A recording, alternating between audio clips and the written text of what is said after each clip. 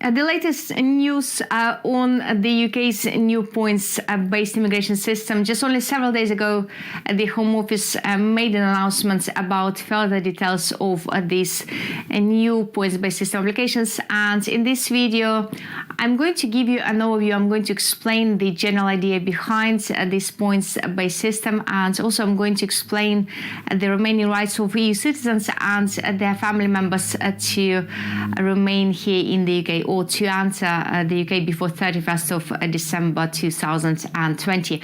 And also in this video, I'm going to talk about the creation of a new video series where I'll explain these points-based system applications in more detail. So let us begin.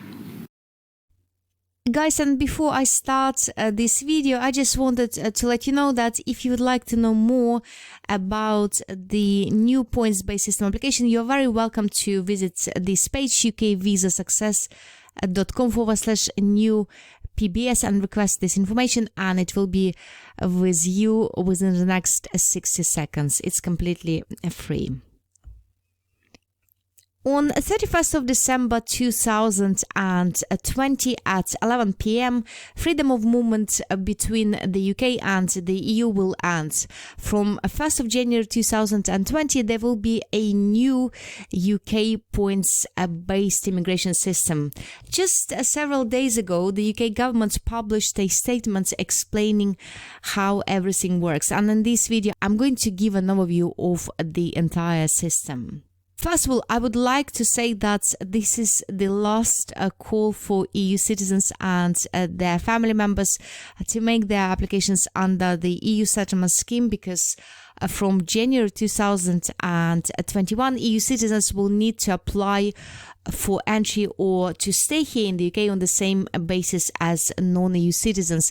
It is only if they do not qualify to apply under the EU settlement scheme or other routes protected by the withdrawal agreement. So if they qualify, they will need to make the application as soon as possible if they haven't already done so. If they don't qualify under the EU settlement scheme, they will need to get a UK visa for all activities other than a short-term visit. EU citizens who arrive before the end of the transition period before 31st of December 2020 and their family members can apply to remain in the UK under the EU settlement scheme. So guys, if you are outside the UK and you're watching this video and you intend to enter the UK, it's probably better if you do this before 31st of December 2020, because after that date it will be much harder for you to secure your right to remain here in the UK. Once you entered the UK before 31st of December 2020, you'll have until 30th of June 2021 to make your application under the EU settlement scheme. However, all these changes will not affect Irish citizens, as the Home Office intends to maintain the common travel area. These arrangements are between the United Kingdom, Ireland and the Crown Dependencies Isle of Man, Guernsey and Jersey. These arrangements will remain intact after the end of the transition period. There will be no change to rights of Irish citizens to freely enter, live or work in the UK without requiring the Home Office's permission. There will continue to be no routine immigration controls on journeys from within the common travel area to the UK. There will be no immigration controls whatsoever on the Northern Ireland and Ireland border. To help you understand the forthcoming changes, I've created a UK new points-based system immigration system article and a video series. So if you're a reader, you're very welcome to visit ukvisasuccess.com and read the articles which explain this new points-based immigration system. And you're also very welcome to watch the videos explaining the same rules. It will consist of several articles and several videos. So this video series will help foreign workers, students, visitors and their family members, also UK employers and UK educational institutions, understand how the future system will operate. It will give you guys time to prepare ahead of many changes which will happen in 2021. So what is going to be covered in this video series? First of all, the points-based system consists of 3 major routes where these routes allow someone to work here in the UK, to study and to visit this country. Other routes are not from the points-based system, but I also decided to include them anyway, just to give you an option and to give you an idea as to what other routes may help you enter the UK. So with regards to the work routes, we'll consider the rules for the skilled workers and especially for the health and care sectors, and we'll also talk about global talent visa and the startup and the innovator visas. And then we'll talk about the study routes, predominantly student route, and the newly created graduate route, which is likely to be enforced from June 2021.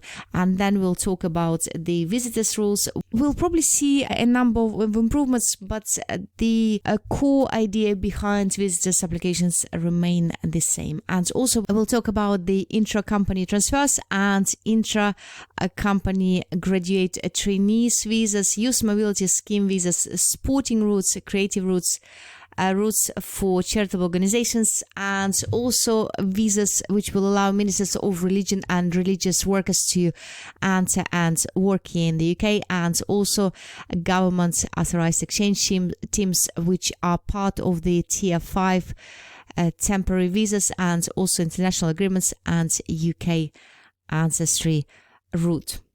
As with all points-based system, the UK government intends to implement the UK new points-based system immigration in phases. The idea is to make the system as simple as possible so that you can understand and implement various rules very easily.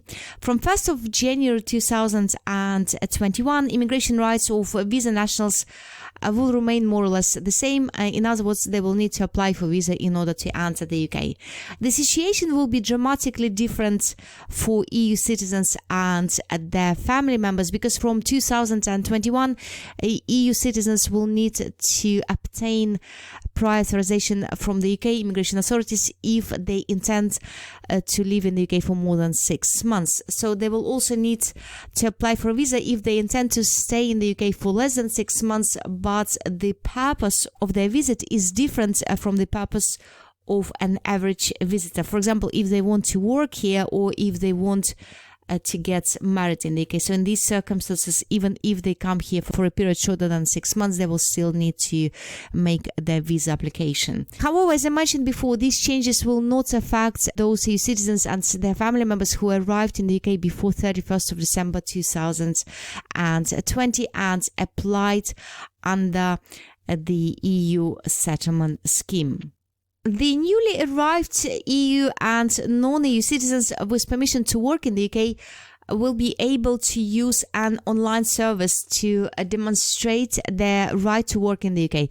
This online service allows, for example, prospective or current employers to access real-time information about a person's right to work. There won't be any physical documents to check, so there won't be any confusion. So the system will be very easy to understand and apply, and this will also allow video calls checks. The online right to rent services will work in the same way. In other words, all EU citizens who would like to remain in the UK for more than 6 months will be able to prove all their rights and entitlements via these online services. They will also be able to access all public services if they're entitled to them, for example, benefits or healthcare services, and they will be able to use the same automated online systems. With regards to biometrics, what is interesting here that there won't be any need for the majority of EU citizens to provide their fingerprints by attending a UK visa application center. Instead, they will need to use their smartphones to provide scans and photos of their faces.